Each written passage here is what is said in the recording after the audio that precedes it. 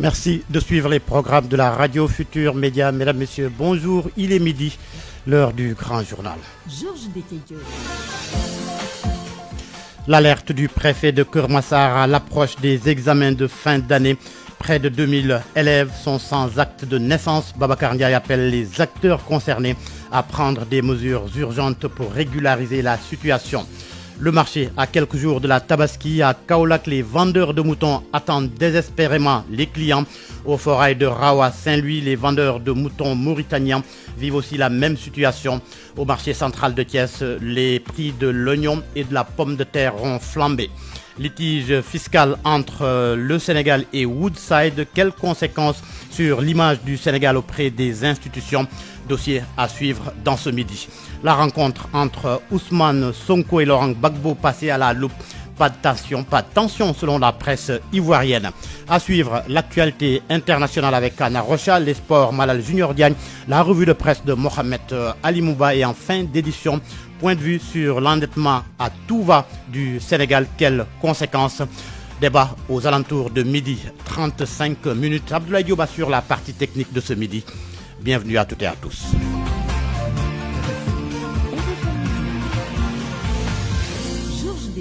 À quelques semaines des examens de fin d'année, une situation préoccupante secoue le département de Keur Massar.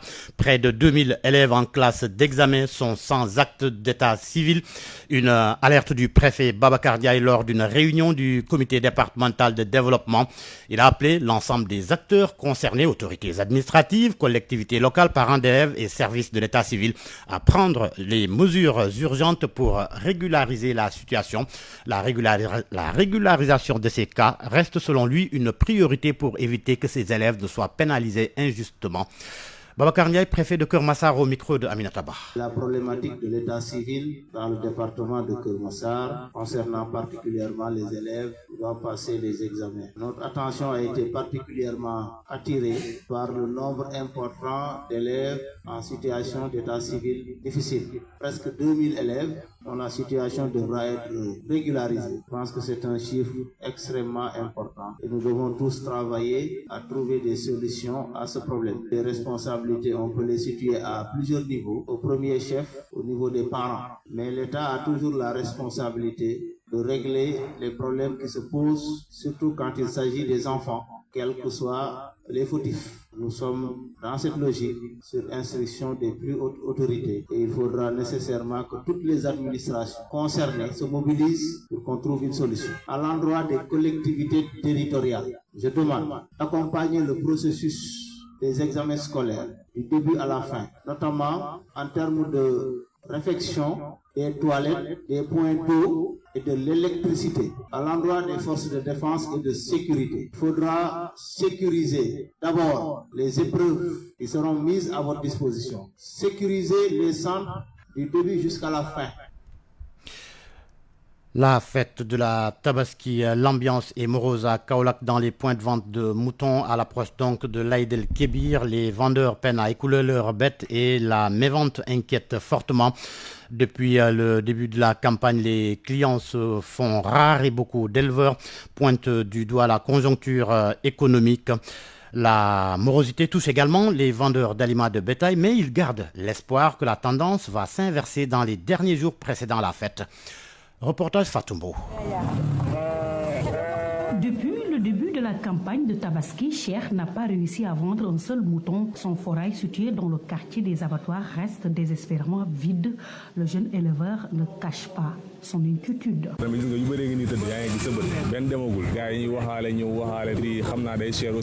L'année dernière, à la même période, j'avais déjà vendu la totalité de mes moutons, déplore-t-il.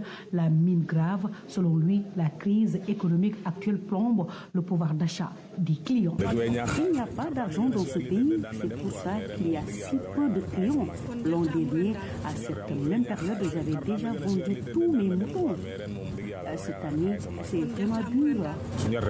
Même constat chez Ali Kandjaou, dont le point de vente se trouve à Léona Yassène, en pleine négociation avec des clients. Il constate que ces derniers peinent à s'aligner sur les prix. habituels. Âgé d'une cinquantaine d'années, teint noir, il tente tant bien que mal de vendre ses moutons en dessous de 200 000 francs CFA. Malgré les difficultés, il affiche un scepticisme.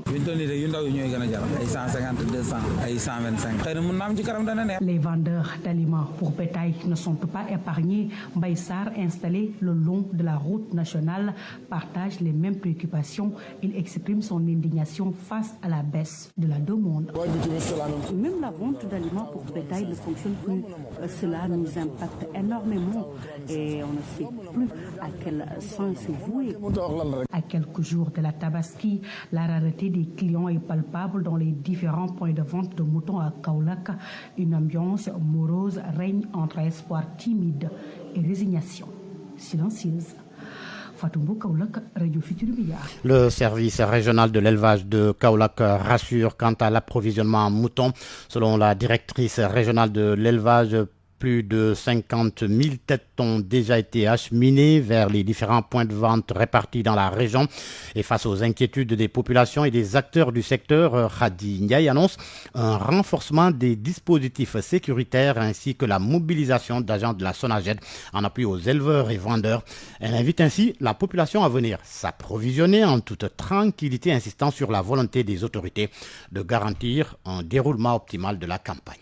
Date du 1er juin, nous avons 73 286 moutons pour le niveau d'approvisionnement. L'importation correspond à 18 834 sujets et l'exportation et la réexportation 10 251. Donc, telle est à la date du 1er juin, donc à moins 6 jours avant la Tabaski. Et le constat est que tous les loumeurs et les points de vente sont remplis de moutons. Actuellement, les prix avoisinent les 125 000, 160 000, 200 000 en moyenne. Mais nous avons une fourchette de prix pour la région de 75 000 à 700 000 pour l'ensemble de la. Donc, il y a assez de moutons. Les forces de défense et de sécurité sont à pied d'œuvre pour la sécurité du bétail. Et les autres structures telles que la SONAGED, la Sénélec et la SEN'EAU accompagnent avec l'aménagement des points de vente en apportant l'électricité, l'eau et les bacs à ordures. Donc, pour les contraintes, je pense qu'il faut les demander aux éleveurs parce que nous, notre rôle, c'est d'assurer le suivi des marchés. Et pour le moment, nous constatons que nous avons dépassé nos objectifs qui étaient fixés à 50 000 sujets lors du CRD. Aussi, il y a l'aliment du bétail qui est disponible dans la région, l'aliment subventionné pour la Tabaski à un prix de 5 200 francs. Mais c'est l'aliment pour les éleveurs. Merci beaucoup. Direction Saint-Louis, là-bas, le forail de Rao peine à retrouver son affluence habituelle. L'ambiance y est morose, marquée par l'inquiétude grandissante des vendeurs de moutons, notamment ceux venus de la Mauritanie, contrairement aux années précédentes.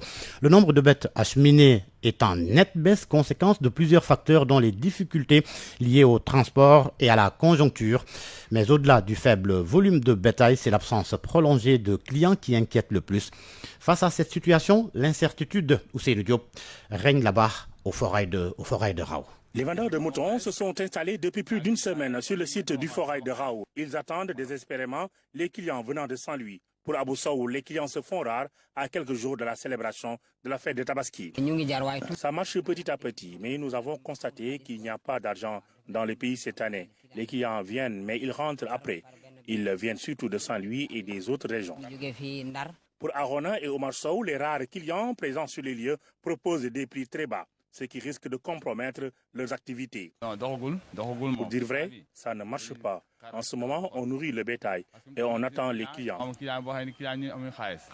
Nous avons constaté que le pays va mal. Les Sénégalais veulent acheter des moutons, mais ils n'ont pas d'argent présentement. Ahmed Konta vient de la Mauritanie. Il est sur le site depuis plus de 7 jours avec une bonne partie des vendeurs mauritaniens. Mais pour cette année, il ne se frotte pas encore les mains. Ça ne va pas du tout, ça ne va pas du tout. Je suis là depuis 7 jours. Je ne sais pas pourquoi les clients ne sont pas encore venus sur le site. Peut-être c'est une question d'argent.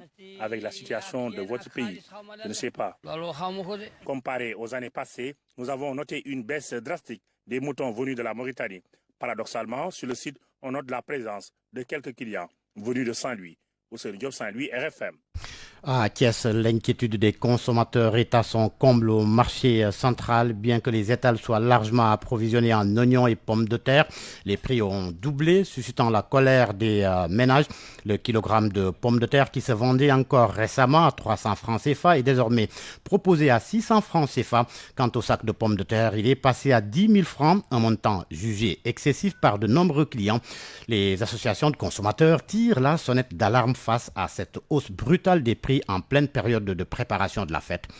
Reportage de Cheikh Anta Diop au marché central de Thiès. À quelques jours de la fête de Tabaski, le marché central de Thiès est inondé d'oignons et de pommes de terre, mais les prix sont revus à la hausse. Le sac de pommes de terre qui coûtait 5 000 francs est maintenant vendu à 10 000 francs.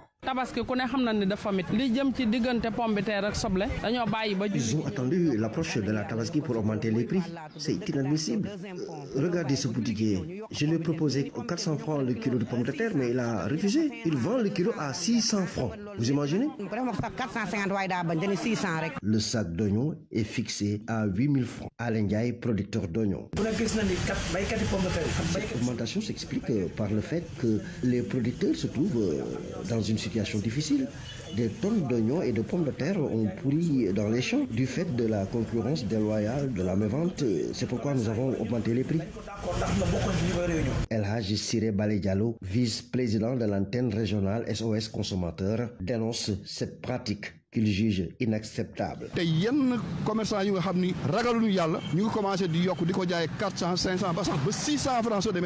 Cette situation a eu de graves répercussions sur le panier de la ménagère, surtout en cette période où les nombreuses familles ne tiennent pas le bon bout. RFM Thiès, Cheikh Anta Diop.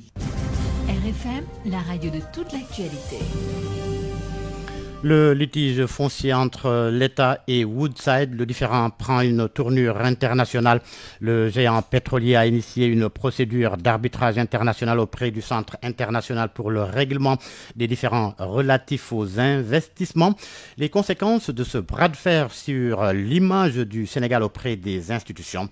Le dossier est ficelé par Mohamed Ali Mouba. Le Sénégal a le droit de se battre pour préserver ses intérêts s'il estime qu'ils sont lésés. Mais attention à ne pas trop forcer le trait. C'est parce que généralement les contrats sont bétonnés. Et entrer en conflit avec les majors du pétrole et du gaz est généralement très risqué. Abdou Aziz Diop, président de la coalition, publiez ce que vous payez. Je pense qu'aujourd'hui, l'État gagnerait plus à développer une approche plutôt collaborative avec ses entreprises. Parce que le contrat, quoi qu'on puisse, c'est la loi des parties. Aucune partie, que ce soit l'État ou l'entreprise, ne peut de manière unilatérale modifier les clauses contractuelles. Mais pour le cas de ce redressement fiscal, je ne connais pas encore le contenu. Et je pense qu'on pouvait aller vers une médiation au niveau pays, une conciliation pour concilier les deux parties, pour éviter ces contentieux, surtout au niveau de cette instance internationale d'arbitrage. Je pense qu'aujourd'hui, le Sénégal gagnerait mieux à développer une approche collaborative, bâtie sur la confiance entre les différentes parties. Il y a des expériences réussies. En 2016, la publication des contrats, c'est le fruit de négociations entre l'État et le secteur privé, la Chambre des mines, parce qu'il y avait des clauses de confidentialité. Les contrats n'étaient pas rendus publics, mais c'est à travers, autour d'une table. Je pense qu'aujourd'hui, le plus important, c'est surtout le management des attentes des citoyens sénégalais. Parce que nous ne sommes pas encore un pays gazier, minier, pétrolier. L'autre danger, c'est l'image de marque de l'État du Sénégal. Un État peu fiable. La problématique de l'insécurité juridique. Ibn Sougoufara, économiste de l'énergie. Vous voyez que Woodside étant pratiquement la 8e compagnie du monde, vous avez au World Energy Council, Woodside a un budget plus fort que le Sénégal même. Donc nous avons beaucoup de blocs. Alors je pense que le contentieux devrait être mis de côté un peu.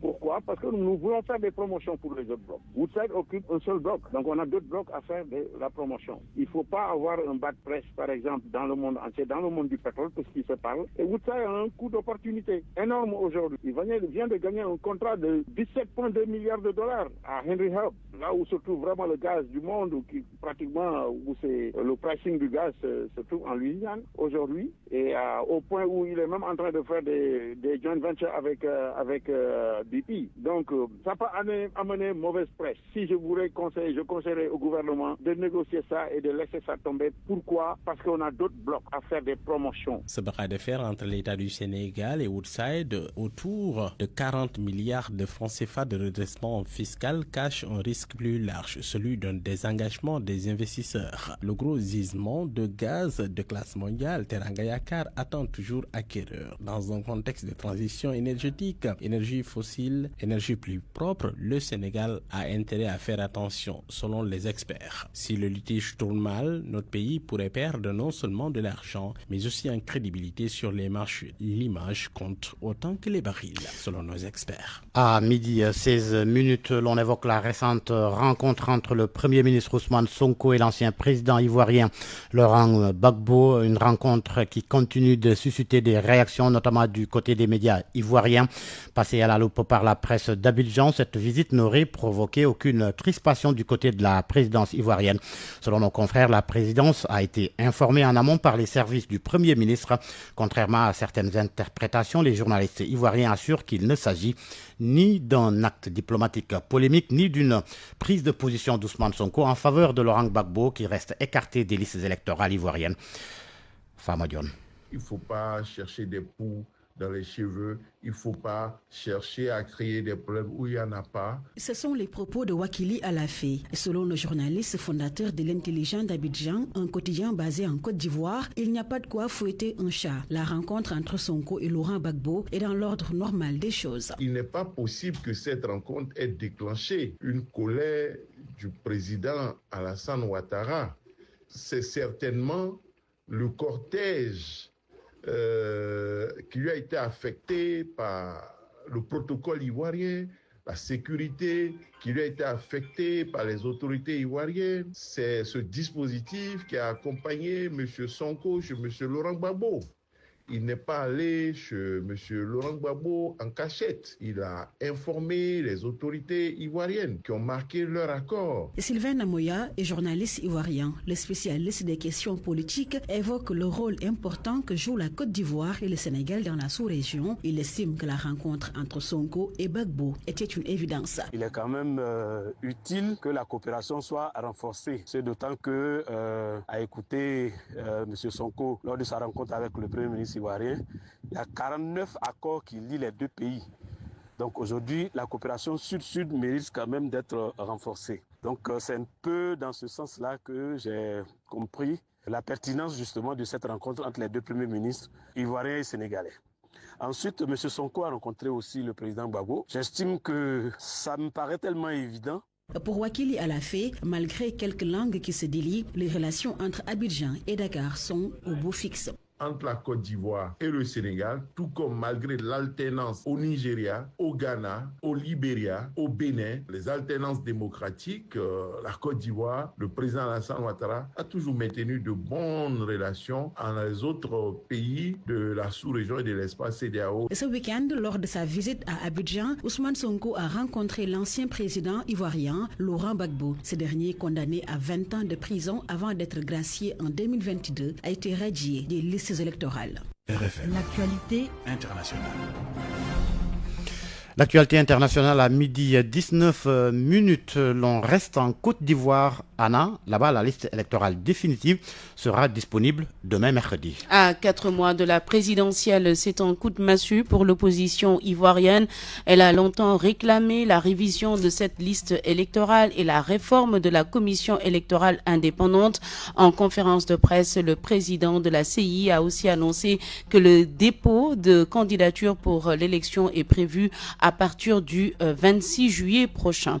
À Abidjan, nous retrouvons Gobia Yabi. Il n'y aura pas de révision de la liste électorale avant les élections. Le président de la commission électorale indépendante, Koulibaly Kuibier, l'a annoncé lundi à Abidjan. Nombre d'électeurs, 8 727 431, soit une hausse de 715 006 nouveaux électeurs, c'est-à-dire 8,92%. Une opération de révision mise à jour comporte en moyenne 6 à 7 mois d'opération. Vous comprenez donc l'impossibilité de conduire une autre opération de révision de la liste électorale au risque de compromettre la tenue de l'élection du président de la République à la date constitutionnelle. À partir du 26 juillet, on pourra ouvrir le délai pour déposer les dossiers de candidature. Mais vous savez, la particularité des dossiers de candidature vient de ce que dans ces dossiers de candidature, il faut nécessairement qu'il y ait la liste des personnes ayant parrainé la candidature du candidat. Si la justice a ordonné à la commission électorale indépendante la radiation de certains de nos concitoyens parce que ceux-ci étant déchus de leurs droits civils et politiques, mais nous on s'exécute. Et si vous voulez en savoir plus, le mercredi nous allons mettre la liste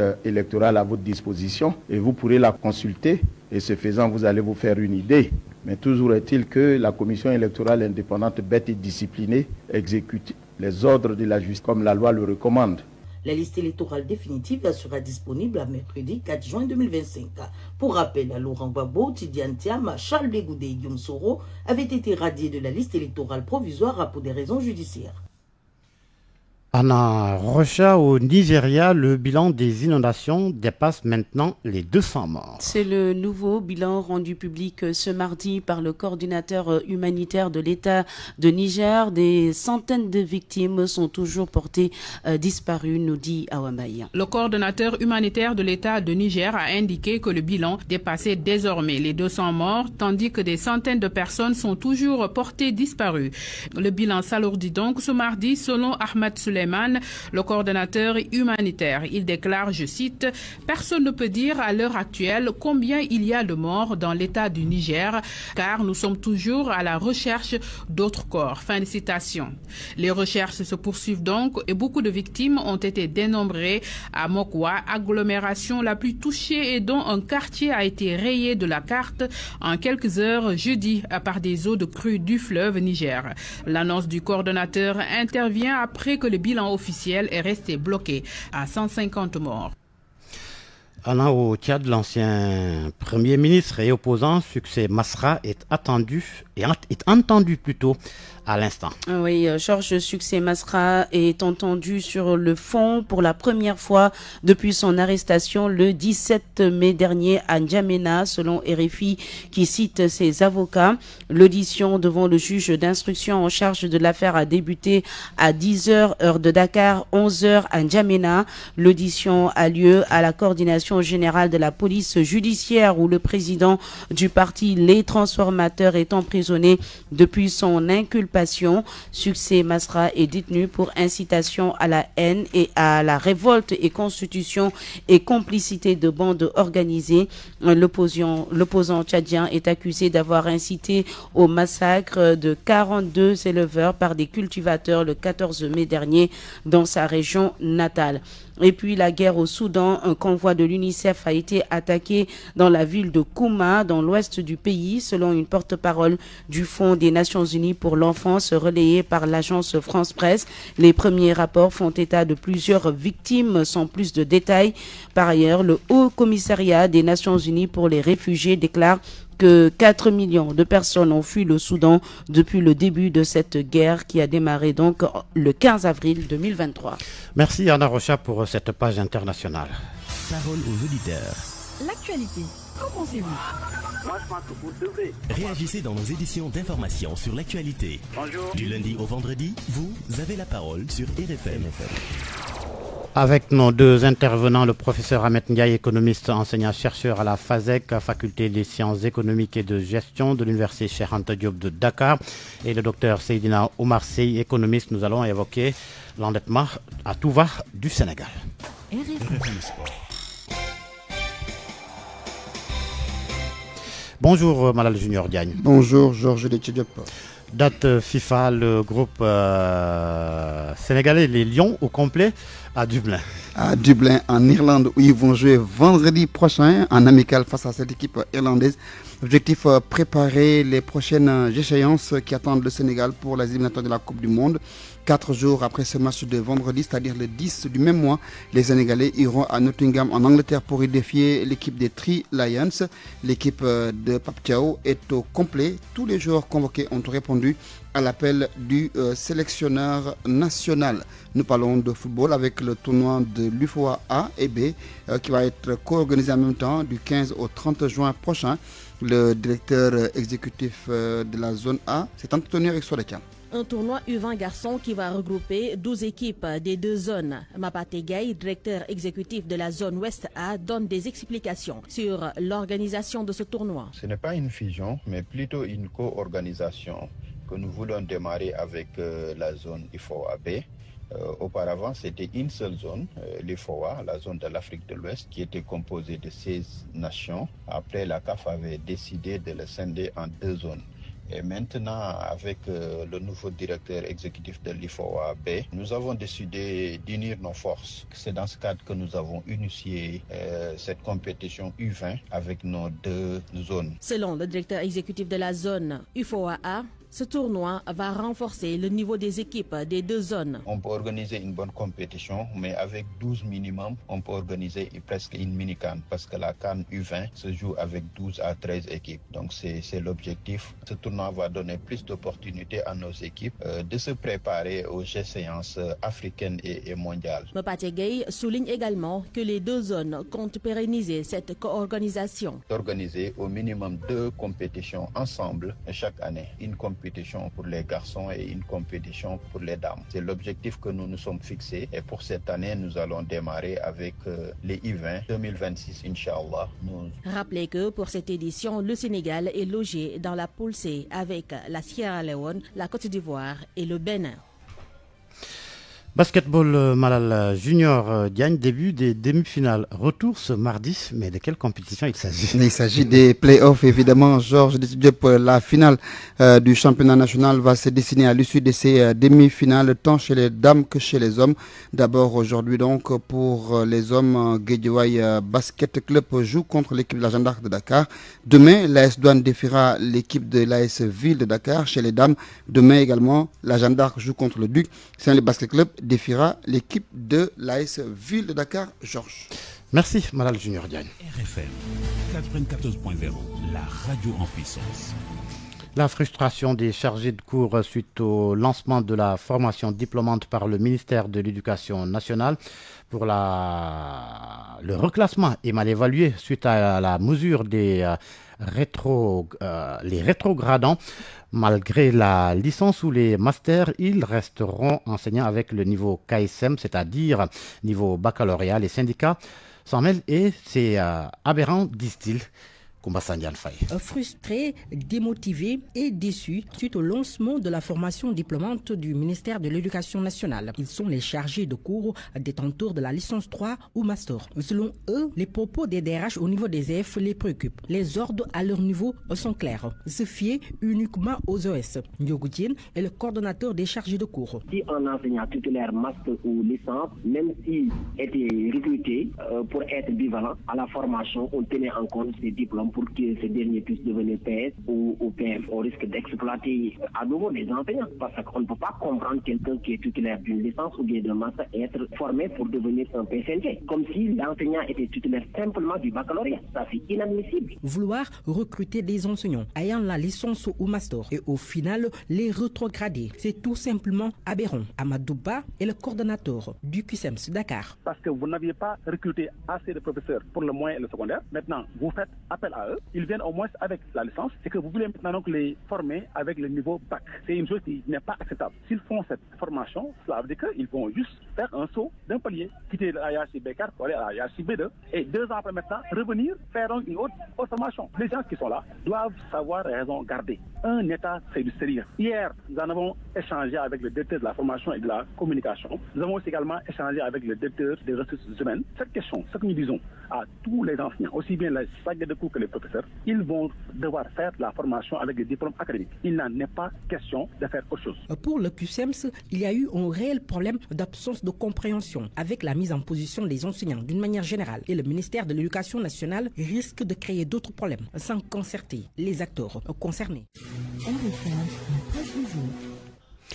À 12h29, la revue de presse de Mohamed Alimouba, bonjour. Bonjour. Endettement du Sénégal, Thierno Alassane Sall demande des comptes à l'État. Ce matin, dans la presse, c'est un opposant qui tire la sonnette d'alarme sur un sujet aussi technique que politique. La dette publique devenue le nouveau fonds de contestation. 3 mots, 2001. Endettement, transparence et compte à rendre. Dans le journal Les Échos, c'est un Thierno Alassane Sall ahuri qui découvre, je cite, l'ampleur de l'endettement réel du Sénégal. 70 émissions du titre de créances en un an. 1694 milliards de francs CFA mobilisés entre mai 2024 et mai 2025. Le chiffre donne le vertige. L'ancien ministre, aujourd'hui farouche opposant, demande des comptes, évoquant une fuite en avant budgétaire. Sud Quotidien enfonce le clou avec un titre sans détour. TAS demande des comptes. Le chef du Parti République des Valeurs exige une reddition des comptes publics. Appelle à une pause dans le recours aux emprunts coûteux qui hypothèquent l'avenir du Sénégal. Walfadri parle alors de véritable course à l'endettement, précisant que rien qu'en mai 2025, près de 500 milliards de francs CFA ont été empruntés. Il dénonce les instruments d'un État sous pression financière, sous perfusion de financiers de la Côte d'Ivoire. La Côte d'Ivoire, justement, le quotidien nous ramène à la visite de Sonko à Ouattara. C'est pour nous dire qu'il s'est mis à dos le président ivoirien. Qu'est-ce qui s'est passé? Le confrère note que le président Ouattara n'est pas du tout content de la visite de Sonko à son opposant Laurent Gbagbo. Il juge le geste, je cite, de très mauvais goût. Sonko et son périple en territoire ouest-africain, il était à Conakry hier. Le journal Le Soleil note que le Premier ministre a eu un long entretien avec le général Mamadi Doumbouya, l'homme fort de Conakry. Il a tenu à rassurer les Guinéens vivant au Sénégal. Ils sont chez eux, a-t-il soutenu. Gaz, bauxite, université, les sujets au menu des travaux. La délégation est à Freetown, dernière étape de la tournée. Un différend fiscal qui vire à l'arbitrage international, le bras de fer entre l'État et Woodside, la compagnie pétrolière australienne, vous le savez, conteste le redressement fiscal qui lui est imposé par l'État du Sénégal. La compagnie pétrolière donc a saisi la justice. En première page du journal Enquête Opération Dem Tabaski, on floppe pour AIBDS, annoncé en grande pompe il y a des jours. Le vol inaugural vers Tambacounda sans lui n'a toujours pas décollé. Les raisons pour lesquelles le ministre Yankhoba Yémé a tout arrêté dans les BTP, plusieurs chantiers à l'arrêt entre Koungheul, Kédougou, Bakel et Kidira. Le journal Tribune lui fait focus net sur la réduction du train de vie de l'État, la rationalisation des agences aux oubliettes, suppression d'agences et fusion d'Air, CDC et FONGIP. Le maintien de ces agences et services inutiles a un impact substantiel sur le train de vie de l'État. Les agences coûtent 50 fois plus que le cumul des budgets du Conseil économique, social et environnemental et du HCCT par fin de revirement sur la promesse de fusionner l'ADER à la CDC et au FONGIP, note encore la publication. Politique achoppement sur la nature juridique du régime politique, le statut de l'opposition et son chef l'arrêté Ousmane Ngom. Une réunion cruciale prévue ce matin. L'AS écrit alors que le dialogue national ouvert sur le système politique le 28 mai dernier tire à sa fin. La commission démocratie, liberté et droits humains va tenir ce matin donc une réunion cruciale. Selon les informations de l'AS, cette rencontre entre les différents pôles présents à ces concertations devrait concilier les positions en vue d'aboutir à des consensus forts sur la nature du régime politique, le statut de l'opposition et de son chef de l'arrêté Ousmane Ngom, entre autres. Bonne lecture à tous. Point de vue. Regard croisé sur l'actualité du jour.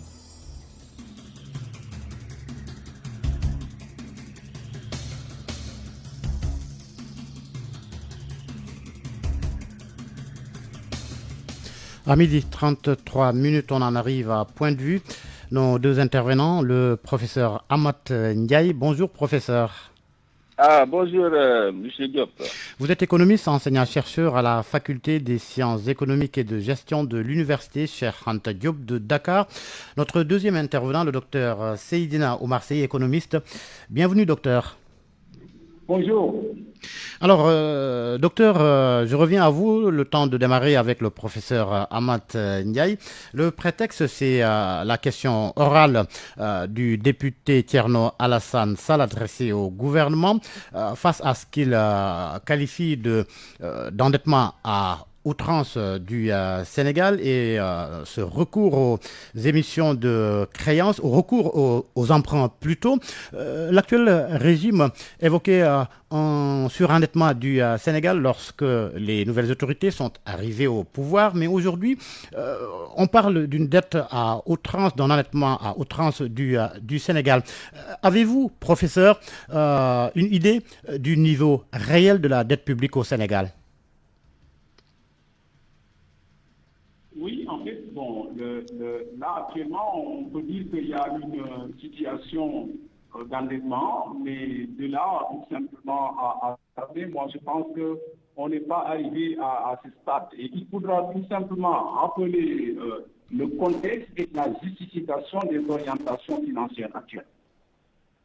il faudra vraiment rappeler une nécessité de couvrir les besoins urgents, c'est-à-dire l'accélération des émissions obligataires en 2025, comme il l'a souligné, 35 émissions, dont 24 en OAT, là répond à des impératifs immédiats, notamment le déficit budgétaire hérité, comme vous l'avez souligné, évalué à hauteur de 10,5% du PIB pour 2019-23 contre 5,5% annoncé précédemment. Donc, cela nécessite un refinancement pour éviter, par exemple, une crise de liquidité. Donc, à l'heure où, dans un contexte où, par exemple, il y a une annulation ou suspension, si vous voulez, des décaissements des FMI, mais indéniablement, l'État du Sénégal va trouver des alternatives. C'est-à-dire, maintenant, on peut discuter de la fréquence ou pas, mais encore une fois, l'État du Sénégal ne devrait point démissionner. Et la suspension des décaissements des FMI de l'ordre de 1,9 milliard de dollars gelé en attente des conclusions de la Cour des comptes, privant le pays des ressources constitutionnelles. Il va falloir que l'État du Sénégal puisse trouver d'autres alternatives. Et il y en a qui vont en train de faire la comparaison en termes de fréquence, entre autres, parce qu'ici, il n'y a pas de comparaison qui tienne dès l'instant qu'il n'y a pas d'alternative et que l'économie ne peut pas, par exemple, fonctionner à l'arrêt. Mais tous les titres, il faudra vraiment optimiser également les marchés régionaux, c'est-à-dire le recours au BAD et au OAT sur le marché de l'UEMOA, permet une mobilisation rapide de fonds. Donc actuellement, je pense bien, si les statistiques sont bonnes, celle que j'ai, c'est de 1 694 milliards de francs CFA en 13 mois. Crucial dans un contexte d'incertitude, encore une fois, il faudra le rappeler. Et une alternative aux créanciers externes, notamment le gel des fonds concessionnels du FMI, dont les conditions au taux délai, entre autres, pour ma part, je trouve compétitifs, donc peuvent être moins flexibles que les instruments régionaux. Là, il va falloir gérer cet aspect, mais entre autres également, essayer de le voir, c'est-à-dire que des dépenses, il faudra vraiment défendre ces choix stratégiques des nouvelles autorités. Ça, c'est ma position. Parce qu'on a une transition vers une dette plus transparente. Le temps que la moyenne prenne les réformes, entre autres, le gouvernement actuel a audité les comptes publics relevant des inégalités passées, encore une fois, et transmis les conclusions à la Cour des comptes pour validation. Maintenant, cette démarche vise à rétablir la confiance des bailleurs, mais il faudra... Justement, professeur, vous évoquez la fréquence, mais est-ce que cette fréquence peut plonger le Sénégal davantage dans une zone de risque selon les critères du FMI ou de la Banque mondiale?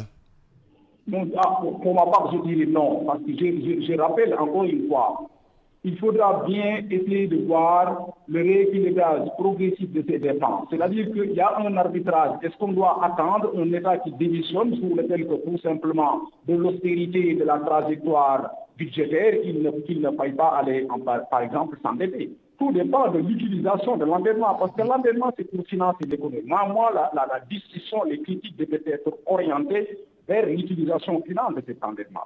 Mais si vous regardez le marché régional ou sous-régional, ce n'est pas des montants colossaux qui, par exemple, ça pourrait annihiler tout simplement une orientation via des trajectoires macroéconomiques. Ça nous permet de gérer une turbulence économique du moment. Et pour que demain, quand nous aurons les ressources significatives et additionnelles du pétrole et du gaz, vers l'horizon 2026, là, on va retrouver des trajectoires macroéconomiques plusieurs, retrouver la confiance des bailleurs, renégocier avec FMI, ça pour autant, encore une fois, je le souligne, sombrer dans l'austérité. Cela est fondamental.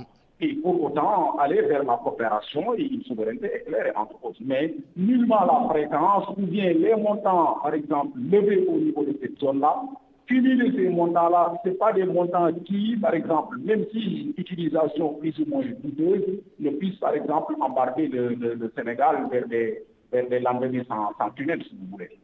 Je reviens à vous, professeur Ahmed Ndiaye. Docteur Seydina Omar, si certaines personnes se posent des questions, je l'ai dit, le cas de Thierno Alassane Sall qui a saisi le gouvernement à travers une question orale.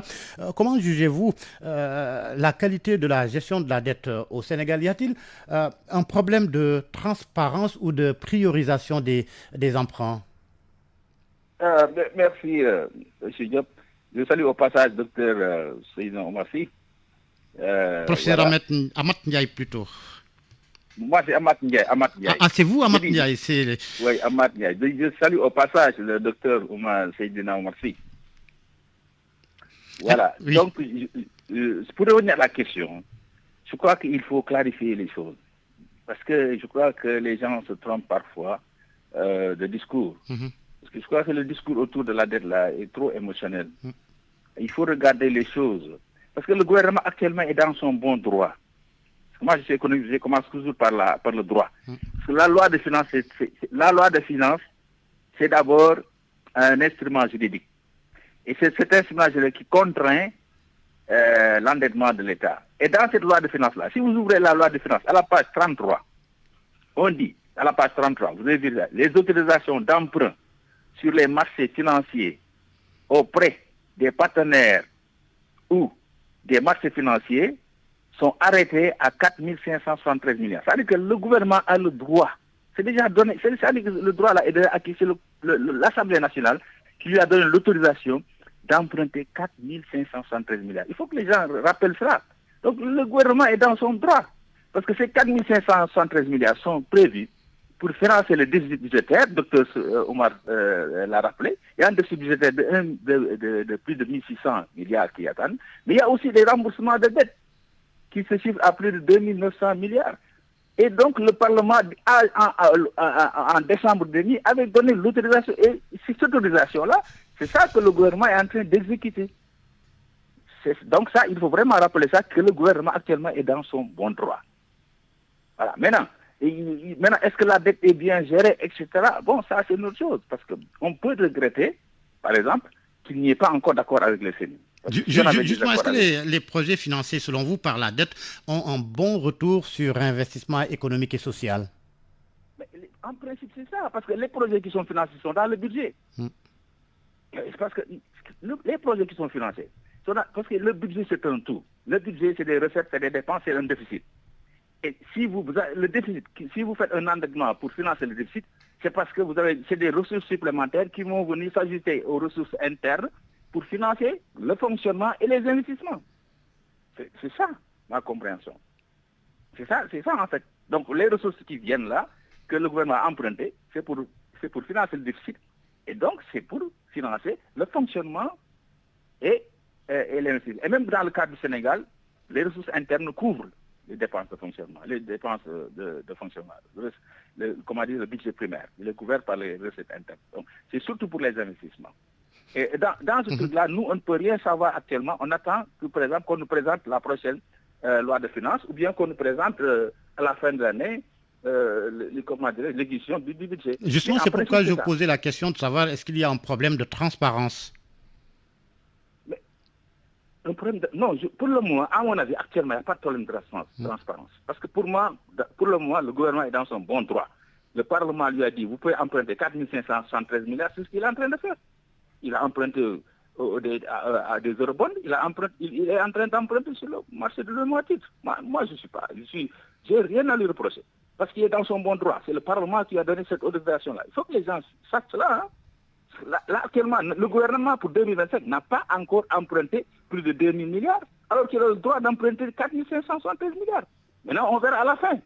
Quand l'année 2025, on fera le bilan, on verra. Mais pour le moment, pour moi, il est dans son bon droit. Ce que je peux regretter, c'est qu'actuellement, on n'a pas encore d'accord avec le fonds, parce que les fonds qu'on aurait pu emprunter au début des fonds sont à des coûts très, très faibles, entre 1 et 2%. Donc, et à des maturités plus longues. Ça permet au gouvernement d'avoir de l'argent frais, pas cher, et à une maturité longue, de pouvoir respirer. Et malheureusement, on peut regretter, c'est ça que je peux regretter, qu'on n'ait pas encore trouvé d'accord avec le fonds. C'est ça qui est regrettable. Mais pour le reste, bon, moi, j'attends de voir les résultats à la fin de l'année pour juger. Mais actuellement, le gouvernement est dans son bon droit. Je reviens à vous, professeur Amath Ndiaye. Docteur Seydina Omar Sey. Alors, y a-t-il des risques, docteur, à moyen et long terme si la dynamique actuelle d'endettement se poursuit? Oui, absolument, absolument. Moi, je pense qu'il faudra gérer en fait les enjeux et défis à surmonter, et notamment des risques à court terme, parce que il y a une vulnérabilité quand bien même au taux élevé, parce que les émissions récentes, taux élevés, si vous voulez, maturité courte, comme l'a souligné le professeur Amath Ndiaye, cela augmente certes le service de la dette, mais cette option, encore une fois, il faudra le rappeler, c'est option est temporaire en attendant des conditions plus favorables.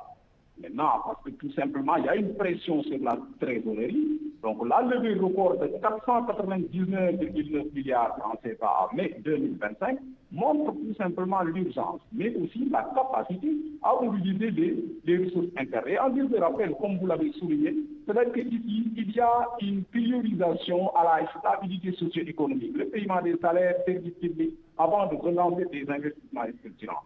Donc, il faudra une renégociation avec les FMI, sans austérité encore une fois plus tard. C'est-à-dire qu'ici, le gouvernement va miser sur un pacte national pour l'emploi et une rationalisation plutôt des dépenses. Mais par rapport à la gouvernance que vous avez souligné et la transparence, comme par exemple l'interpellation du député M.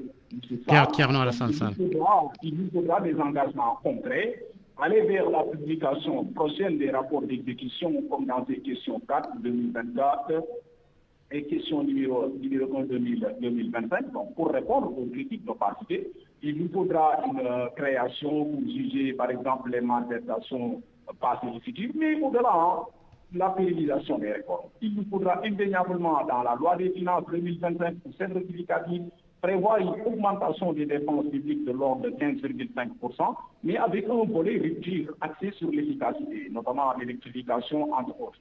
Mais surtout, il nous faudra vraiment gérer le dialogue avec les bailleurs. C'est-à-dire quoi? Relancer les décaissements en démontrant une gestion vertueuse, c'est-à-dire par la validation des sous. Donc, en somme, il nous faudra une trajectoire ajustée mais prometteuse, parce que les nouvelles libertés, encore une fois, naviguent une zone de turbulence en privilégiant la transparence ou des stratégies de dette formalisée et restaurer la crédibilité, bien entendu, mais éviter l'hostilité. Il y a des investissements ciblés à travers l'emploi, l'infrastructure, tout en renégociant les termes de la dette actuelle. Et cela nous permet une garantie vers une gouvernance inclusive. Comme le souligne en fait notre député, le Sénégal a besoin d'un pacte économique mobilisant tous les acteurs. Je pense bien que cette approche équilibrée, bien que critiquée par son rythme, encore une fois, est essentielle pour traverser la crise actuelle et poser les bases d'une nouvelle croissance durable. Merci, Dr Seydina Omar Sey. Professeur Amath Ndiaye, je termine avec vous. Vous l'avez évoqué, le Sénégal qui mise sur les emprunts, les eurobonds, le marché régional. Est-ce que cet endettement, si elle se poursuit, peut affecter la crédibilité du Sénégal auprès des partenaires techniques et financiers? Ce qu'il y a, c'est que l'endettement en soi n'est pas un problème. Le problème de l'endettement, c'est la soutenabilité. C'est les bailleurs de fonds, les partenaires, ceux qui regardent, ils vont voir si le Sénégal a un endettement soutenable. Est-ce qu'il n'y a pas de risque de défaut de paiement? Et là, on n'est pas encore dans ce risque de défaut de paiement. C'est ça que les bailleurs... Mais actuellement, la note du Sénégal n'est pas bonne.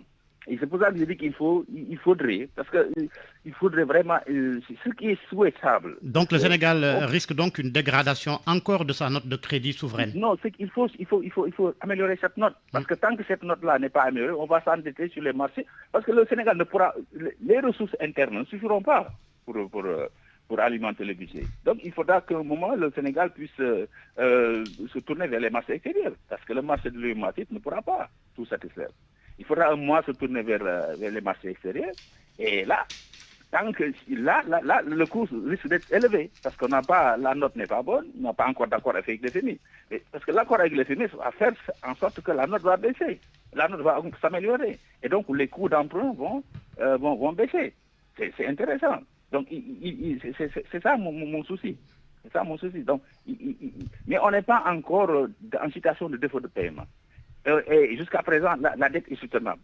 Vous voyez, la soutenabilité de la dette, ça dépend aussi du taux de croissance de l'économie. Et le taux de croissance prévu est de 8,4%. Donc, quand on fait une comparaison rapide, on voit qu'on s'endette à 7%, on a un taux de 8%. Donc, ça veut dire que c'est soutenable. C'est soutenable. Même si c'est dû au pétrole. Bon, ça, il ne faut pas se tromper. C'est le taux de croissance du pays pétrolier, comme on dit. Mais il y a des problèmes au niveau des secteurs non pétroliers. Donc ça on ne le cache pas. Donc voilà, donc je crois que dans cette situation, il faut vite réduire le train de vie de l'État, parce que ça, tout le monde le déclare. il faut détruire le train de victoire, il faut regarder la question des subventions, il faut le courage de regarder ça et de voir comment les diminuer. Et il faut aussi essayer, je crois qu'il faut essayer encore d'avoir cet accord-là avec les FMI qui va nous donner des ressources beaucoup moins chères que ce que nous avons actuellement, avec des maturités plus longues. Donc je crois que c'est ça le réalisme économique. Il faut vraiment revenir à cette orthodoxie-là pour faire... Parce que ce qui est en jeu ici, c'est la capacité financière de l'État. Parce que tant que l'État n'a pas rétabli sa capacité financière, il ne pourra pas satisfaire de manière optimale les besoins qu'il assaille. Besoin d'éducation, besoin d'infrastructure. Mais il faut que l'État rétablisse sa capacité. Et pour rétablir sa capacité, il faut que ce déficit-là, budgétaire-là, soit soutenable. Il faut qu'on descende de ces 10%. Il faut qu'on revienne vite à 3%, etc. Et c'est ça qui va permettre à l'État de rétablir sa capacité financière, de pouvoir toujours trouver de l'argent à des coûts vraiment, à des coûts, comment dirais-je, soutenables. Voilà. Donc, je crois que c'est ça qu'il faut dire, quoi. Merci. Voilà, je vous remercie. Merci, Dr Seydina Omar Seyed. Merci également au professeur Ahmed Ndiaye. C'était Point de vue et c'est la fin de ce grand journal. Merci à Abdoulaye Diop qui a assuré la partie technique. À 13h, retrouvez El Hadj Ndiogoudienne pour le journal en Wolof. El Hadj Ndiogoudienne qui était à la coordination. Awambaye, chef d'édition. Bon après-midi à toutes et à tous. À 13h pour d'autres infos.